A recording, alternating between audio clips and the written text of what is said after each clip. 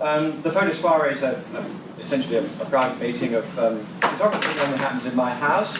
The hailstorm did considerable damage to our ceilings and we can't really work there.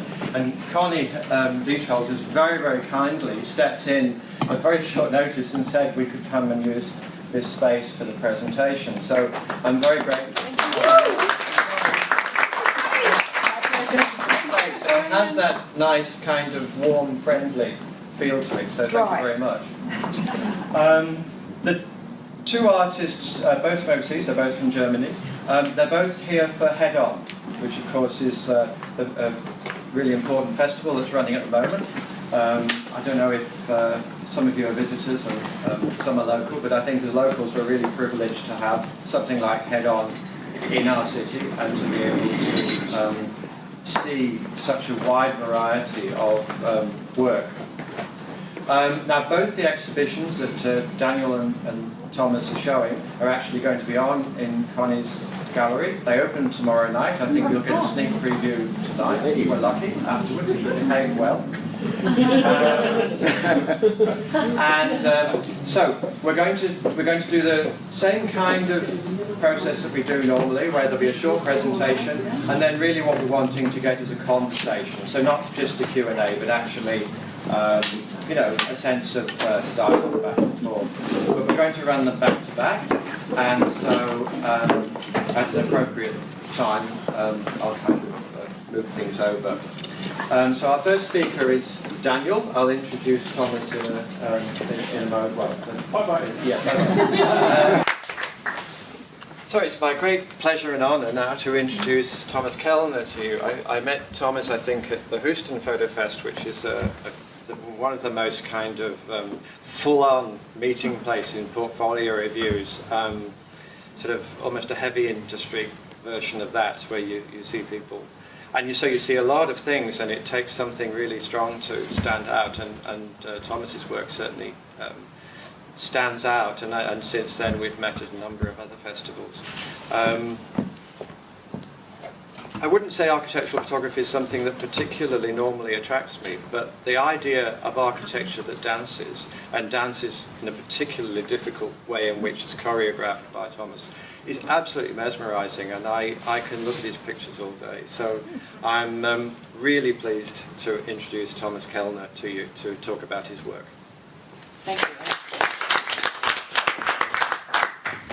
Well, we are now in contact, well, 13 years, I think.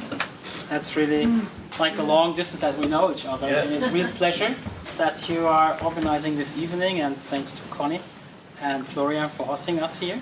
Thank you all for coming. I want to give you an insight in what I'm doing, where I come from. And to start with, well, yes, I'm close to 50. I'm doing this already since a long time. I was born in the former capital in Bonn.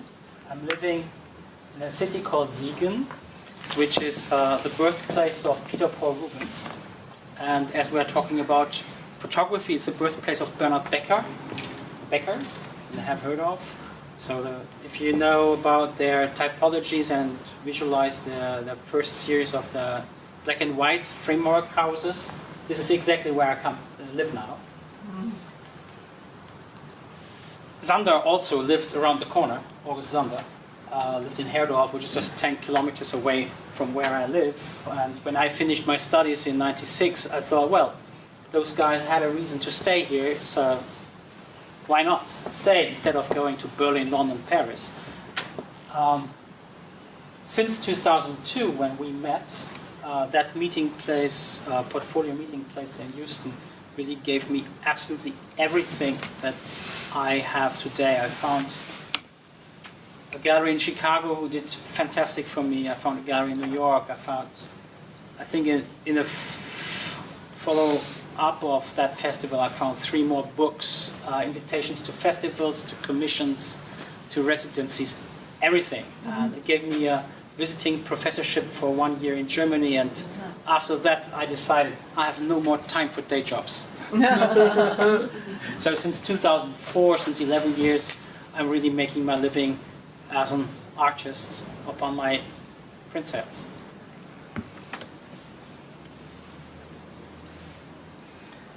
So what do I want to talk about? I want to talk about how it all started. You saw already the first image, so I want to talk about the influence of Cubism and the Eiffel Tower into my work. I want to explain how I do these images, of course. The last project titled Genius Loci brought some important changes. And in the end, I give you an insight in the different groups of images that I did, where I started monuments of European buildings. This is where we met. Later, I photographed interiors, dancing walls, Oscar Niemeyer buildings in Brasilia, and what we show here in the gallery is the series of Tango Metropolis. You see, I started architecture very early. Your parents were photographers. Sorry? Your parents were photographers. My mother was an art teacher, and my father was a music teacher.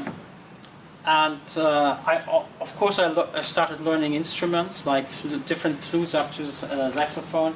But when it was about a higher school level, I really had to decide, where do I want to go? Fine arts or music? I had the time that you have left over as a pupil, aside of sports, is so limited. So I had to decide for either arts or music. And I decided for arts. So when I studied, I was very lucky to have a teacher from Düsseldorf, from the academy, who was trained as a sculptor.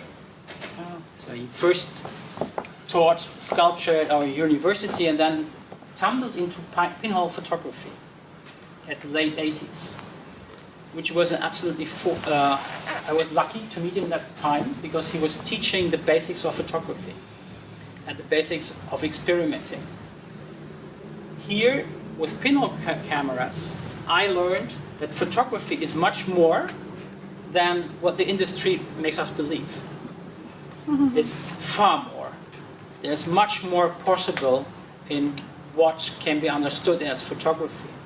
And especially the machines that we use, these cameras, are only made for industry purpose. If you think camera different, this room can be a camera. My mouth can be a camera. I've seen those photos. Yeah, you saw Thomas Bachmann mouth pictures. So I created all kinds of cameras, from little cans for film. I converted a Bible into a holy pinhole Bible.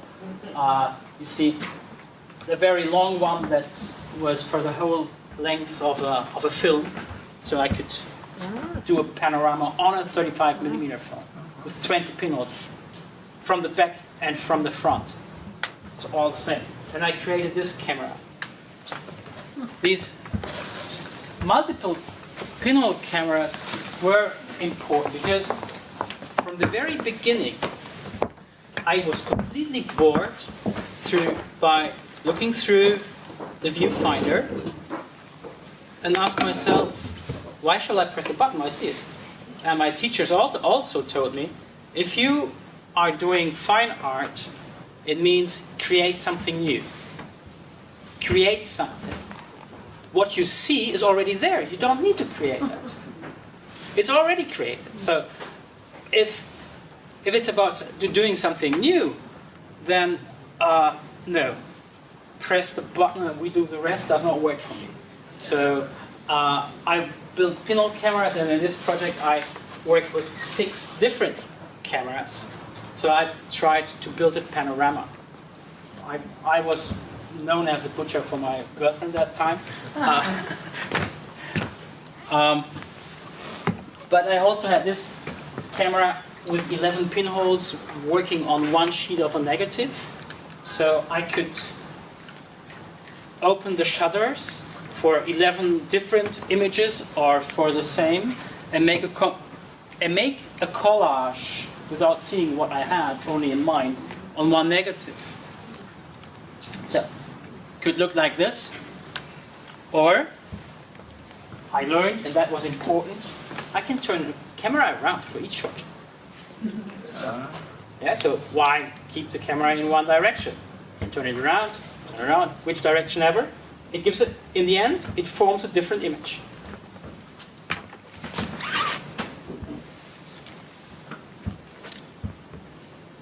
Cubism. Well, I was trained to become a teacher like my mother. So I had to study art history, and my main subject for exams was Cubism, and especially Robert Delaunay. And you probably know these three key images of Cubism. This is La Mademoiselle d'Avignon from Picasso, the nude descending the stairs from Marcel Duchamp, and the Fenêtres simultanées from Robert Delaunay. These three images I still have in mind as something important to me, because the principles of photography are based on Renaissance, a central perspective. Fine art, where I come from, has overcome that totally. If you look downstairs here in the gallery or in the program of Conny, you see concrete art. There is no central perspective anymore. So why is photography still there? For me, sorry, it's kind of boring that this concept of image is Renaissance old, and we try not to overcome that. I'm thinking about the image and how can I find in photography a different way to create a photographic image that follows these ideas of the abstract image. So Cubism, for me, is one possibility. These are some of the Eiffel Towers that Robert Delaunay painted, up to the very abstract in the bottom red. And I was, like, all of our careers are driven by that. You get a phone call, you are invited by a friend. I had a friend who said, well, come to Paris. I have a studio in Paris, which was a tiny little apartment. I'm not there, use it. I said, hoorah, I've never been in Paris. I go to Paris for the first time in my life, and what I knew from earlier in my studies was when I go on a journey, I need to take pictures. It's like all photographers do that. But for me, more special, I wanted to convert an experience into my own artwork. So I had the plan. I wanted to do something similar to the work of Robert Delaunay. But I was out of a university. I had no machines anymore to create these pinhole cameras. So I was thinking how to do that, and I came to the conclusion that a contact print could be a proper medium to do a sketch for what I was aiming for. So here you see some of the early sketches that I did on that travel, and some of the first Eiffel Towers. I did a set of first 10 images, just experimenting. I had no idea how the architecture and this strips, the structure of the contact sheet would affect each other. I had really no clue. The only thing that I knew from my studies in history of photography were early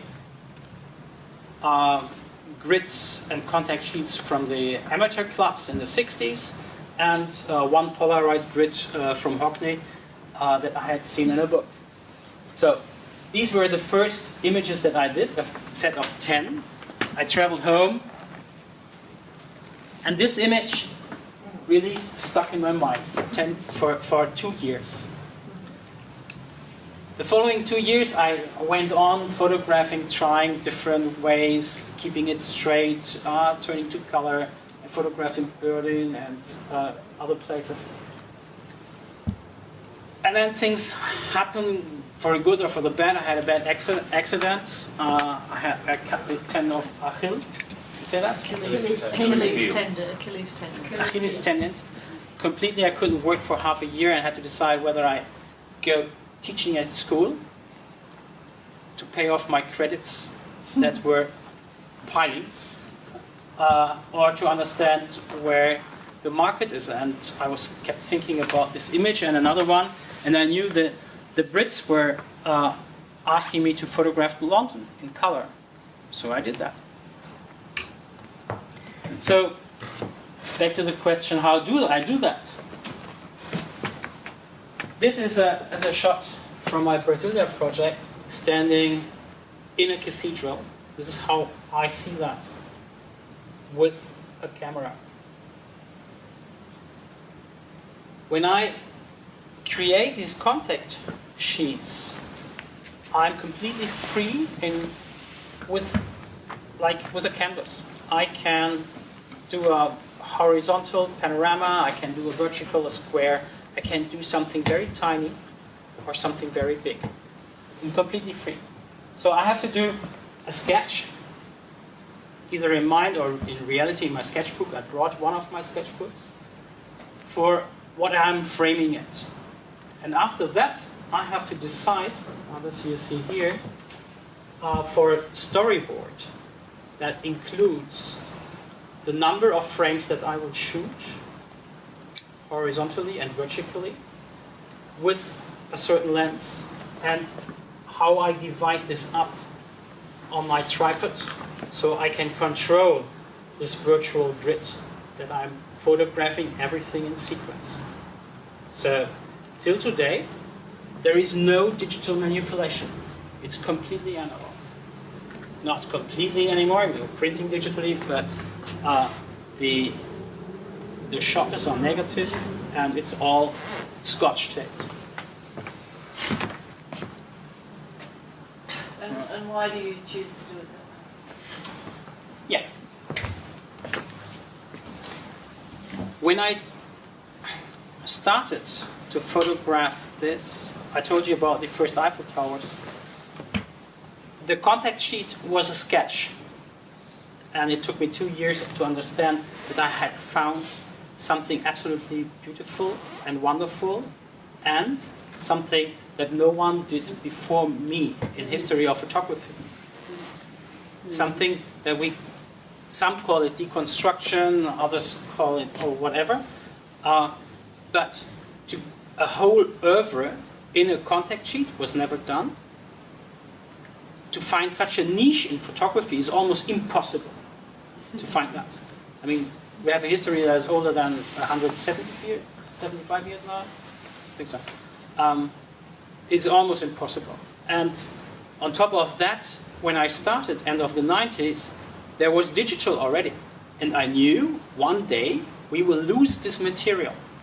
So, hell, someone has to work with the material when we want to understand fine art. We know today when we talk about, let's go back to Conny's gallery again, about concrete art downstairs, you really have to talk about the chalk, the color, the materiality. There's nothing else, there's no image. There is the object itself and its material and its shape. And in photography, so far, there were photograms, yes, there were chemigrams, all the experimental side of photography, but did someone really use the film as an essential part of the image? No, no one. And 35mm film, sorry, is the basis for Hollywood. Hollywood would not exist without the 35mm film. Yeah, Leica would not exist. I mean, for Leica that was invented, but all our visual, the history of our visual technical image is mainly based on the 35mm film and the 120, of course. So I decided, give it a chance, put the material into the image, and really treat the material like the pigment and the canvas and the stroke of the brush. The stroke of the brush is more my movement that I'm using. Does it answer? I think, no, I'm not sure.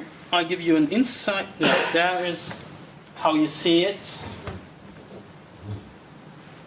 as a beautiful place. That's 35mm film, each one of those. Yes. Yes. Each picture is an individual frame on 35mm. And it's all in sequence, row by row. That's many rolls of film. Well, sometimes I use the starting concept was I use one roll for one image instead of one roll for 36 or 24. Today I'm using what's the biggest? I think the biggest is up to 60 rolls for one image. Wow. And sorry I had to go out when you were talking about your cameras, but are you like going like that, or are you using one camera? No, I'm using one camera that goes from the bottom left and then goes up line by line. With film. And you've got a tripod that measures this off and goes click. No, I have measured it before and I make the scaling like I showed you on the sketch. Okay, I'm impressed. So you're using what you're looking at to mark where the frame is. Well, technically it's completely easy. You know? It's I mean, not. What's really intriguing is that you have the whole storyboard calculated mathematically in your head. And that is what is intriguing. I decide for what my image is. Yes. And then I decide whether I want to break it into big portions to make it very cubic, or in little segments, fragments that are more shivering, and I can create different forms of moving and compositions. Do you ever find that the grid structure that you've got on top is constraining? It's not on top, that is the context sheet. Yeah, I know, I understand it's a context sheet, but in all your pictures, you've still got the grid of the context sheet, so visually is that you find that a constraint? I don't know the word constraint. Does it limit? No, it's not a limitation. It's you see, the digital time, we have photographers doing this digital. We know the work of Hockney, who did it with Polaroid. Then you have the white lines. Here you have on top the material. You have the perforation, you have the coding, you have the numbers. You can really read this image by its numbers and follow my process. So it really helps. It might be that it disturbs you that there is a black grid, but I tell you, like my experience with the interior images was, we can see these images like, you say that, stained glasses? Stained glass. Stained glass windows. Yeah. So once you get this idea, you suddenly look differently onto the black, and it changes really from image to image, because the small image, the black is bigger and confronting a bigger portion of the architecture, and the more frames it has, the finer the structure becomes. So, I'm a bit intrigued. As you do this, say for the top of that image, you've got the camera up high, so because it's not distorted. You know, it depends very much on how much I want to bow behind the camera and where the object is. But there's no real distortion. You know, if you're looking. No, I control the image. I decide what is the top left and the bottom left. The question is about the difference between tracking and tilting. Yeah. You mean this? When you do up and down, are you tracking the camera up and down, or are you tilting it? Yeah, I'm tilting it. Yeah, so that's... Because the question is about perspective change. Yeah, but I'm tilting it and I control the image. Also, there's not much distortion because you're doing very small pieces. There is a lot of distortion. And it's about distortion. I think some of your images are a lot more distorted than that, so maybe if you show some more... We will see you'll later. get a sense of- I want to... That's recompiled. Yeah. I think what is really intriguing in my observation of this is it seems to be dancing and flowing and creative, yet it is completely controlled. Whatever is there, that's how you want to it. So I think the balance of analytic and creativity is perfectly come here into a balance. This is the beauty of it. Yeah, there's a lovely flowing movement. You know, there's an Art Deco feel to the lights. It is a record. It is a record, like a painting or a performance has been held. If I would do it the second time, it would be similar, but not exactly the same. I want to give you a little insight in my living.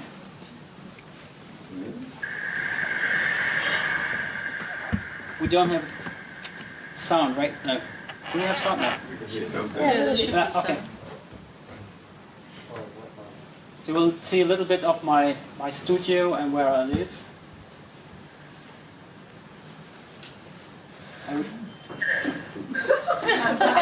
Hi. Alright, that's my studio, just mounting negatives. Oh, that's it? Little tour through my studio with all the books. Of course, naturally. 5 meters of a desk. Next room has another 6 meters of a desk. There we're researching for definitions. You see a storage full of frames and books. There's about 500 frames there for exhibitions. I like the light bulbs. Oh, fabulous light bulbs. You cannot see that. Where we'll see that on the screen there later again. They're actually planning exhibitions and work. So we use about 20 meters of my wall in the studio to make a complete work schedule. Because right now I'm planning projects and exhibitions for about the next 15 years. So some of the images. Wow. You see one of the mounted negatives here. That's home. So, What are you mounting them onto? What are you mounting the leaves onto? I'm just scotch taping them. so you print them like that, you project. We used to print them like analog, but today there is no more analog laboratories for to print that, and they have become too big. So we are now using a hybrid system where I'm scanning the whole sheet of plastic, and we are printing lambda C prints. Oh, lambda. So the end result was a C print and is a C print. Yeah. So I'm just using this tool of a computer. So no analog even in Germany. Well, there is. Well, the fantastic thing is when you work like that, from time to time you get an email or a phone call. That was That's analog, right? that is the old analog, but that's the real red phone at the mission control in Houston. Batman here. Some of you asked me, and that was the title for the beginning. A career is really driven by you put your work out, and you meet people like Alistair, and then you have people like Moshe inviting you to come for exhibition, or you have people asking you, can you please, and this came from Russia, very surprising, design an exhibition for the 290th anniversary of Yekaterinburg, which is in the Russian Urals,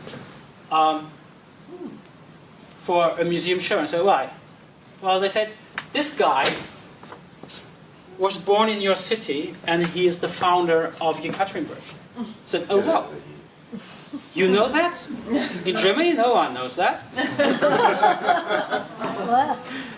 Well, someone knew a good part of that story, and he, in the 70s, had found his name in our church book, but he forgot to prove that other cities in Netherlands, in England, and other places in Germany were also claiming to be his birthplace.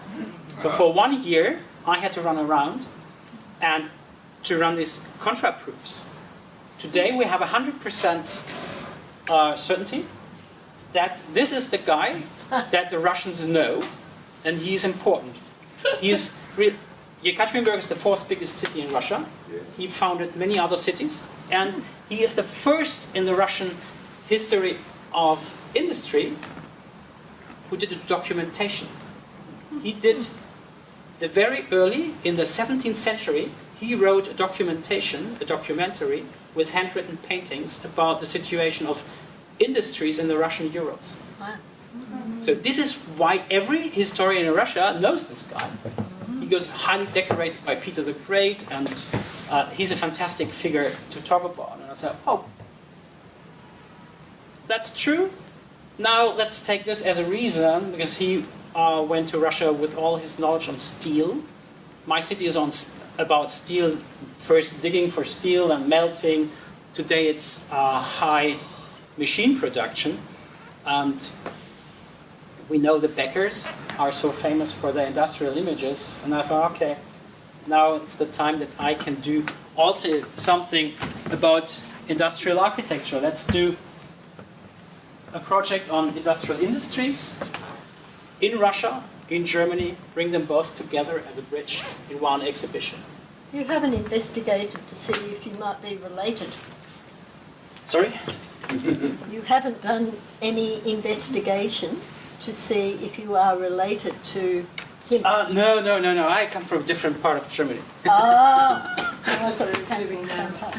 I'm living in that town now since 25 years. But I found that really a challenge to work on industries, to find something in Russia to photograph there, in Germany. I wrote a concept how to do that, and really new in this project you can see maybe there is movement only in these parts here. Here, the basis of the image usually is straight. It's like an architecture needs a basis to stand on. I found out the picture needs that too. It's almost not possible to turn around a photo. A painting sometimes needs to be on the head, yes? And you see this structure keeps straight. So in this project I'm using a different form of concepts. I'm not writing a storyboard for every single shot anymore, but I want to create a composition that confronts movement and static. Can I ask what lens are you using? Because lenses. I'm using. Okay, let's. You're very close, and suddenly you're very. I mean, my God, something occurred to me that you must be using quite a zoom. Let's pull out the whole technical question. I'm using a Manfrotto tripod with a individual manufactured circle on the head, so I have enough room to write the scaling. It's a three-way head, and I'm working with a Pentax camera. And lenses, analog, I have from 24 with converters up to 4,000. Wow. Right, because you've got just one little picture way up there, just a little bit of a stack. Depends very much. Yeah, I mean, depends on the distance that I have to the object, and depends on the size of image that I want to do. Yeah, if I'm very close and I want to do a little picture, it's like that. I don't need much lens. The same person is very far away. The angle gets very narrow, but I need a lot of lens. It's the same lens within one picture. It's one lens for one picture, and it's one aperture, and it's one shutter time. So you're not zooming in and out during the... No, you change the aperture then. You cannot do that. So for an image like this, how long would it take you to shoot? I usually need, just for the technical setup, it's 30 to 45 minutes. And then shooting depends very much, an hour or two, up to 6 hours when it's a night shot. So that's dangerous if the weather... Weather change. I will show you later also. I need like a clear blue sky. I need a constant light situation to get through the whole image. Yes. I cannot come back another time. I will not find the same. Also, the sun moves off the image as well. So obviously, you need to work before the sun moves away from the image. I have one image that shows that directly. So just comparing the storyboards that I used, these were the former ones. Sometimes I'm only making some notes because it's a left-right rhythm and I'm changing that a little bit from the bottom to the top. And today, it's more concepts, saying this portion is straight, there is a movement. Or here I shake the tower. Or might get really complicated in details with notes for the sky, for the bottom, or for some details where I change the structure of movement. So it's sort of like the husband and wife, is it Becker, who went around and photographed all those industrial objects together, and in black and white they made just what the Beckers really made, and which is absolutely fantastic that they managed that, is they introduced the term of typology into fine arts. The term of typology did not exist in fine art before. They did not introduce documentary photography. They used documentary photography to explain typology. So that was one of the last images. This will be a new starting point in the near future. You see there, this form is almost like the Eiffel Tower. So what are these? This is the number of the negatives, or the positives. You mean here this? Yes. This is splitting up the image in different zones for different movements. So you couldn't move the tripod, could you? You had to do it all from the one spot. It's one spot. If you don't want to use one spot, you need to bring rails. And they are really heavy for the suitcase. It doesn't work. When you actually start different movements, and you're tilting the camera, when you have movements. Showing you the result here. Yeah. Yeah. I keep this straight. Now this is falling towards the middle. Oh, yeah. So the shot you did of the Eiffel Tower, though, the approach was much more radical. Yes, I mean that was very much following Cubism. Yeah. The idea of Cubism. Because it really broke and it up. Since then, the whole idea has taken off its own way. Well, I suggest you're more in control now. Well, this is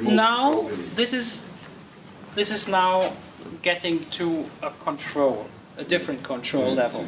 Yes. Yeah. Here's the sketch again.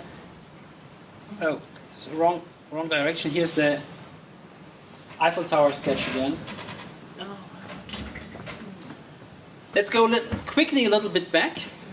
Have you more questions up here? You tried humans. Yeah, I did.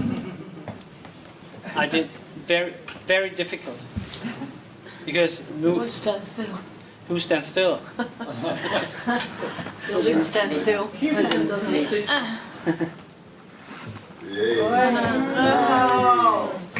Yeah. But chaos. Yeah. Well, in the very beginning, the images were really very small. They were like A4 size. Very small, but from the structure that I was shaking, very impressive. Of course, people were saying like these structures are falling down. Wow. Yeah, Stonehenge. The creative part in that was that you almost can photograph these stones in one frame, but I wanted a picture in these different dimensions. So I took the bottom here, a piece here. You see, here's already the sky, and I didn't put the sky completely. You see the repetitions here. So it's a lot smaller because you've blown out. Yeah, it's really flat. Yeah.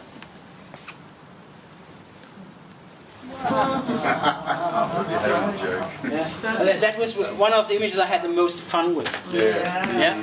I went to London to the artist fairs, and the families on the Sunday with the baby chairs and the small children going through, and small children always say, "Hey, Daddy, Mommy."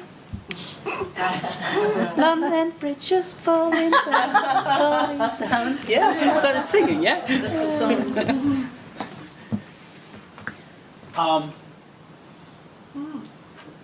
in 2003, I got a phone call from Boston asking me to work on interiors for the 200th anniversary of a library, the second biggest but oldest private library in the States. But I had no experience with interiors. Because am I a photographer? No.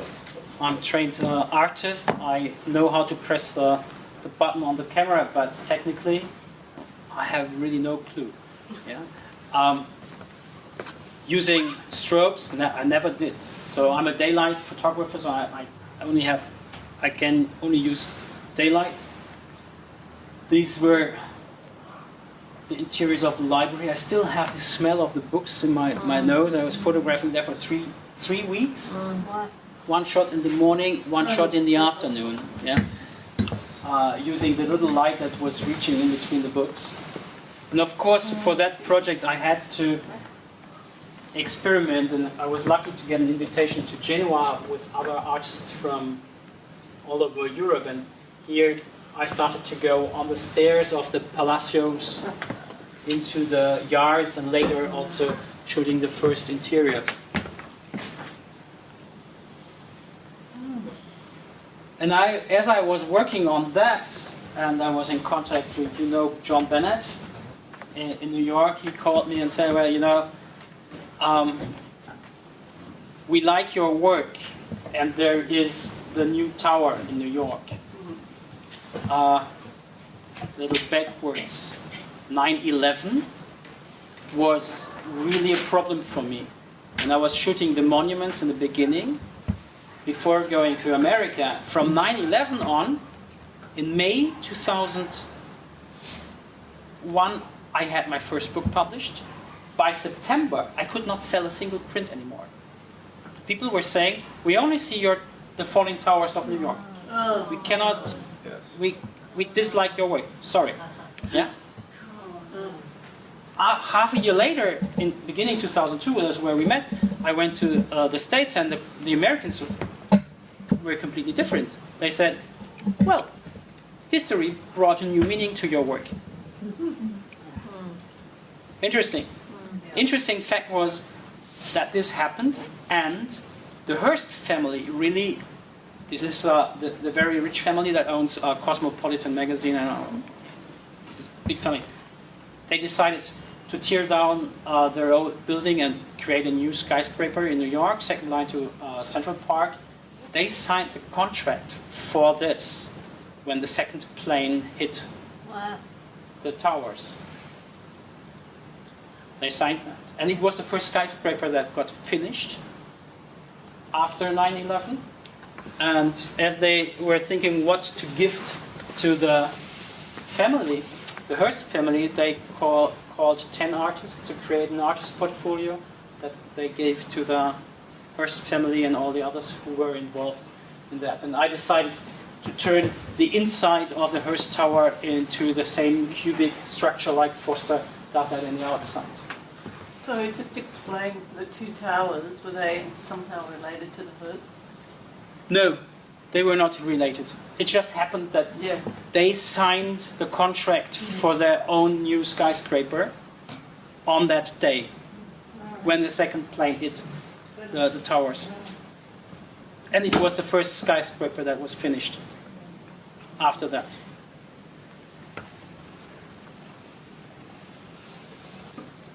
Yeah, I was at a fair in New York, and the collector bought two prints. I remember it was one of the Genoa images and the Capitol from Washington. And he approached me and said, what do I need to do to get you to Mexico, to shoot Mexico? I want to be the first one publishing your work. I said, well, put me on a plane, sit me in a hotel, give me an assistant and a car, and pay for the material and the scans. Well, 6 weeks later, I found myself 4 weeks in a hotel in Mexico. Yeah. Wow. I had a chance, first time traveling to China, and to see this gets really completely fragmented. You can almost not identify anything in this picture. Is it the TV tower? No, this is a factory hall, a turbine factory. Here you see the situation. It's me and the camera. And of course, that takes a long time. And in China, you have an interpreter and a guard, and this is what happens.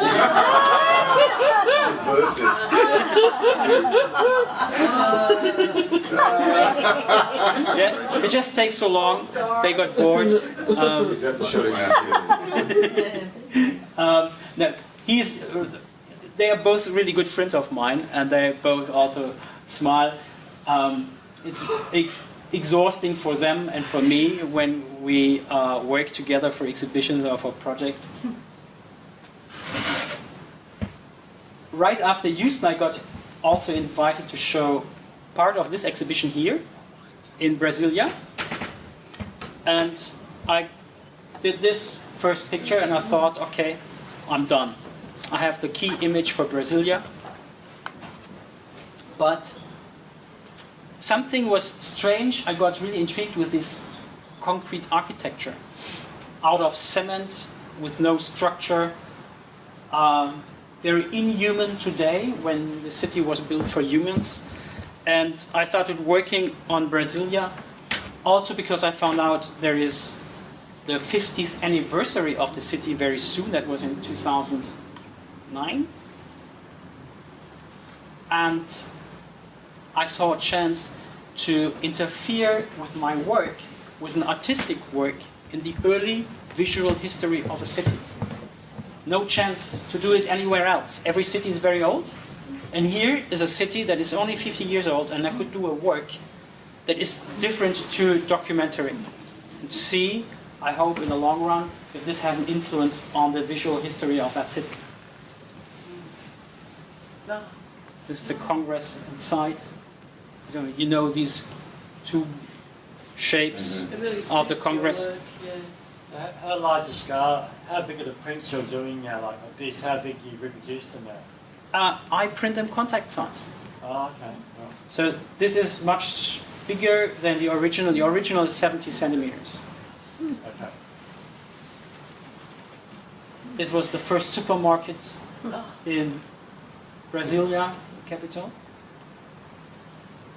And of course, as I started traveling around the globe, I got intrigued in what we call the New World Wonders, Chinese Wall.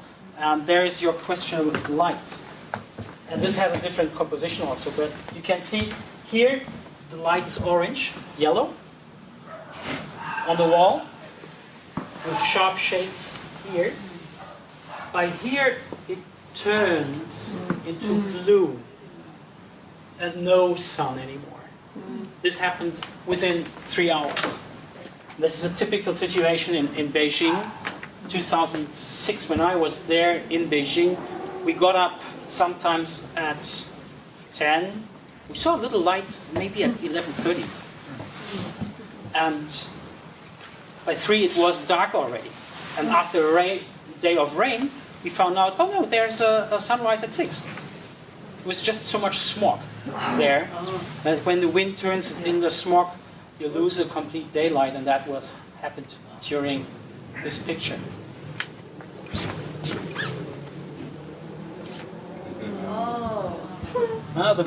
The most romantic castle in Germany. Yeah, it's Neuschwanstein, the Ludwig Castle of Germany. This is with the new tower in construction in New York, the Brooklyn Bridge. The Golden Gate. I mean, it's like coming here to Sydney. I mean, I was waiting for this trip maybe more than 10 years since we met, dreaming of getting to Sydney to photograph the opera. Yeah, so yeah. That's Times Square at night. The Tokyo Tower. The Colosseum in Rome. Wow, it's so beautiful. Brandenburg Gate. I say thank you.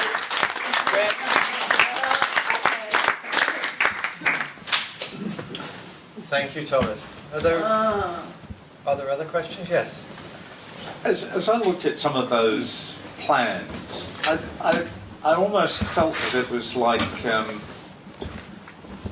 a composer's manuscript, in the sense that the dotted notes will produce a sound, and then you produce this matrix of pattern and form. Well, I think that the most important thing that I found was the contact sheet to treat as a grid and like compositional storyboard, or like a music composition. Yeah. What I could not express on a storyboard is really the difference in angles. Yes. I have to do that like quickly. It's a rhythm. It's like when you learn writing, you do these exercises, yeah, and every line is different, and you try to do it the same, but it never will be the same. And I found out to create movement, and this is what I'm interested in, basically. How can I create movement? And movement is really based on this chaos. And chaos means I can have a rhythm, yes, but never the same angles. I'd love to set your pictures to Stockhausen. I recently, that's really interesting, I got a phone call from the German embassy in Beijing, and they said, well, can you please send us pictures, because we want you to represent Germany in an art fair of the countries in China. And I said, okay, I sent them.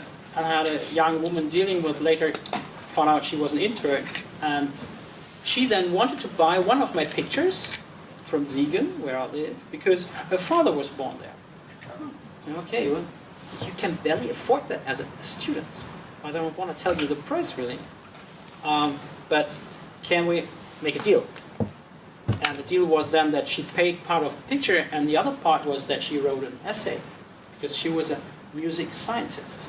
And she wrote a wonderful article comparing the work of John Cage with my work. So Stockhausen is the right direction. Yes. I sort of wonder about, it's a fairly ignorant question, but you're only doing contact prints this big, but there's so much rich information in each negative.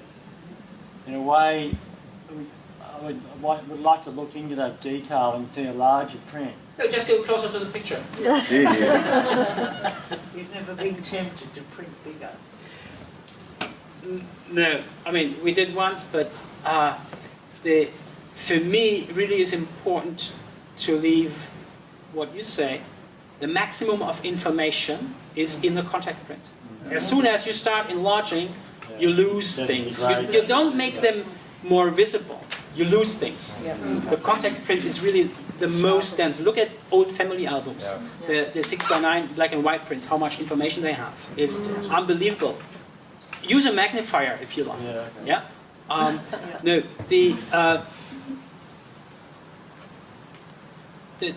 that we enlarge photography is, you say conventional? No, I lost the word. It's conventional. Yeah. Oh, well it is now. The industry makes us believe that we need to enlarge a photo. Yes, bigger is better. Sorry? But for me, that is just said, but it's not true. So my decision from the very beginning was, I decide for the final size of the image by using how many rows. And it's sort of more of a precious object. Well, the precious object can be like this big when I use enough film. Yeah. So who processes your film? I'm working with Consumer Lab. I'm using consumer film, and I'm using a local consumer lab that still have C41 processing.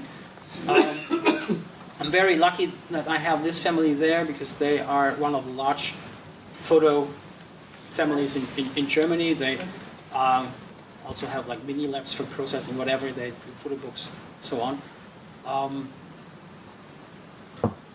Yes, I'm lucky to use that. Kodak was trying to convince me for a long time to use professional material. Just you're testing one trip, you're testing this material. Next trip, you're testing this material. You finally find the film that really fits your then they discontinue it. Your vision of colors, they produce the film only 3 months. And I say, you know what? The film that you will produce the most longest in the history of Kodak will be the consumer films. And I'm choosing the cheapest ones. Fine. You only ever produce one image of each one contact sheet, or do you do editions of contact? No, I do editions. They're usually, I started, the early works were edition of 10. Then when I entered the American market, the German galleries didn't want to raise the price, so we raised the edition to 20 for some time. But we found out that 20 is far too much. So every new work that I'm doing since 2009 has only an edition of 12. What was the first fair? Was it the photo fair that you went to? It was so great. Fairs? Oh, Houston. No, the first fairs that I went to were like artist fairs in London, where all kinds of artists went to. I think so. I was talking about Houston, where you said you made all the contacts. Oh, you mean the meeting places, portfolio meetings? That's before. When I was a student, we were traveling to south of France for painting, drawing, taking pictures, and I got to know about the festival in Arles, which is the oldest festival. And I always went there, and I found it quite frustrating to see how that there is like a couple of thousand people, and if you don't know anybody, you don't know to shake which hand. Yeah, you're sitting there at a table waiting that you meet someone who knows someone that pulled someone to the table, and always got out something of that trips. But when I went to Houston and I found a meeting place, portfolio meeting with these set meetings of 20 minutes. You get 20 meetings in 4 days. And in 4 days, 5 days that I was on my first time there, I came home with 60 business cards. And those 60 business cards really made my life. It was just 60 business cards. And since then I'm increasing that, and I know that a career is really based on personal contacts. Thomas, I find that's true. Because there's a lot of artists here as well. I think it'd be nice to share how you maintain your connection with galleries. It's really important and beautiful the way you mentioned it to me the other day. I was very impressed because I know Australian artists don't do that, and they also don't know how to promote themselves and how to get out there. So I think it would be really good if you just could share that for a moment. I was very, very lucky during my studies that when we, with students, had to organize exhibitions that time, the addresses were in a computer typewriter. So whenever we were organizing an exhibition, we had to go to the secretary, can you please print out the addresses? And she had no possibility of choosing addresses. So she had always to print out the whole thing. Oh, wow. And I asked a friend, well, is there a better solution? And he recommended at that time a software that was just invented 2 years before. And I ran it as a black copy for many years. Today I have like a proper license. I'm working with a client management software. So I try not to lose any contact. Not at all. So today there is 8,000 contacts in that database. It's all split up in keywords, in contact history, who did I meet, where, and all that. When I come home from a travel, it's really a lot of work, but it's absolutely worth it. So when I press the button, I choose collectors. What's the software? That's a German software, but you find that like CRM softwares, you find everywhere different ones. You also find cloud versions today or connected to social media. But that was really helpful because not to lose a contact was really important. And to maintain the contact was, for a long time in the beginning, was sending out postcards for exhibitions. You don't know who you meet where again and where I'm exhibiting, and so I try really. That is different to social media. I don't care much about that because I want to send out invitations to Sydney people when I'm in Sydney. Yeah, well, the US people will not come here for an exhibition. Maybe I let them know today by a newsletter. And of course, we have seen 10 years now of email marketing, which does not work anymore. So I'm turning that back to paper. I'm sending really out postcards. If it's for galleries, what you mean is they get 4 times a year, they get a goodie, yeah? Like the handwritten postcard, the Christmas card, they get a book, they get a press release. There are certain groups that get the newsletter not in email, they get the newsletter on paper. There's other groups that get only a Christmas card and so on. What he was saying is, you didn't explain that now, what you explained to me the other day. There is a constant maintenance of gallery contacts, and I think you said something like 160 worldwide. Well, yeah. Because everybody tells you as an artist, make your homework. Yeah, which gallery does fit for your work? And I don't still believe that really, because a career is driven by personal contacts. But of course, I did that. I had an intern. I gave him a cluster of how to search for galleries, and he searched for me galleries, 1,700 galleries worldwide. And I had to look at 1,700 galleries online. Yeah, from New York to Sao Paulo to Kapstadt to Cape Town to Dubai to Seoul, like the key cities in the world, and I really reduced it to 170. These 170 galleries are now on a mailing track. And this is the only chance. I mean, I cannot be every weekend in Tokyo and Sao Paulo. I have no chance to meet those people in person probably, but I can send them something. And when I get there, I try to meet as many as possible. And this on its own is horrible. It costs a lot of money. It's probably something like $10,000 to $15,000 a year. But then they've heard of you when you arrive. Well, when they, hopefully, yeah.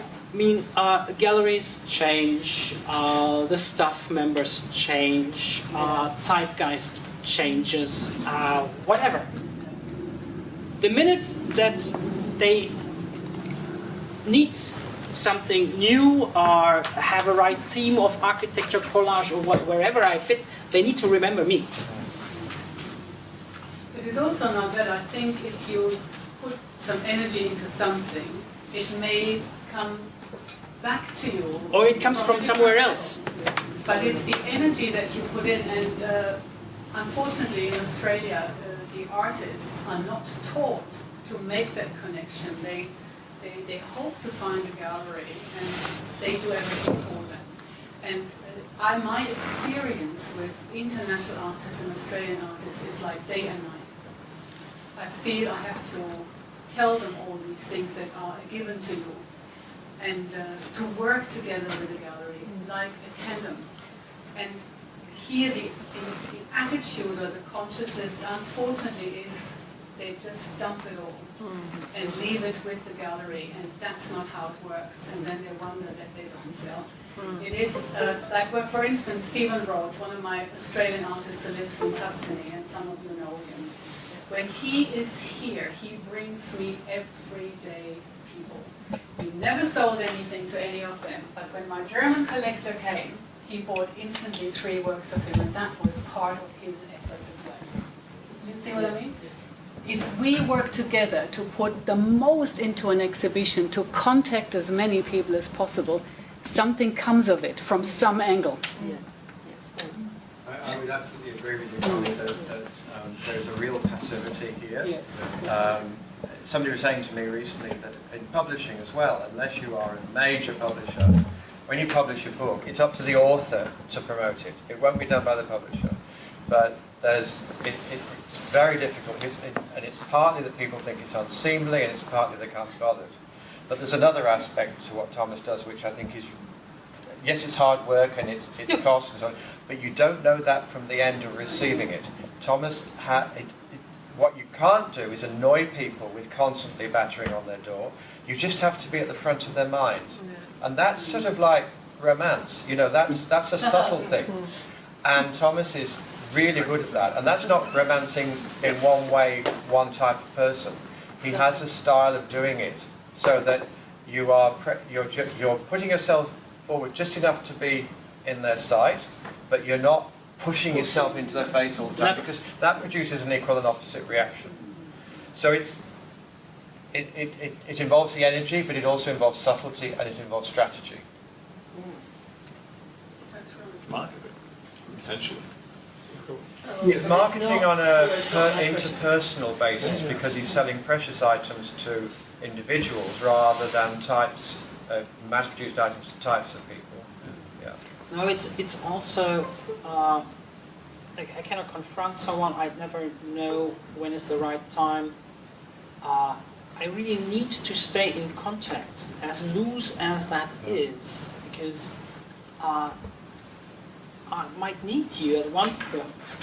Like in this Russian project, for example, I was working with a Russian museum, but from the very beginning I was sure the most important person with the best knowledge to write an essay for me was not the curator of that museum. Yeah? So I had to be very careful on that, and to develop the concept of how can these curators still contribute a text for the book, but of course I want a long-term relation to Irina that I have as a professor for the history of photography from Moscow. I want her to write the main essay for the book, and of course I got her. It was a phone call. Irina, would you mind? Would you like? I said, immediately she said yes. Well, she was 3 months late with delivery, but doesn't matter. It's creating a relationship. It's relationships. It's creating relation to someone, and you feel yourself where it's going to hook on to something or where it's promising. But that's my work as a gallerist. It's constantly connecting and creating relations. And if there is no relation as such, there is no reason why I should interact with you. So it's actually creating a history. Yeah, it's like all the PR work. Yeah, I mean, in the beginning of the career, you find out the galleries, the museums, they are only sending out postcards locally.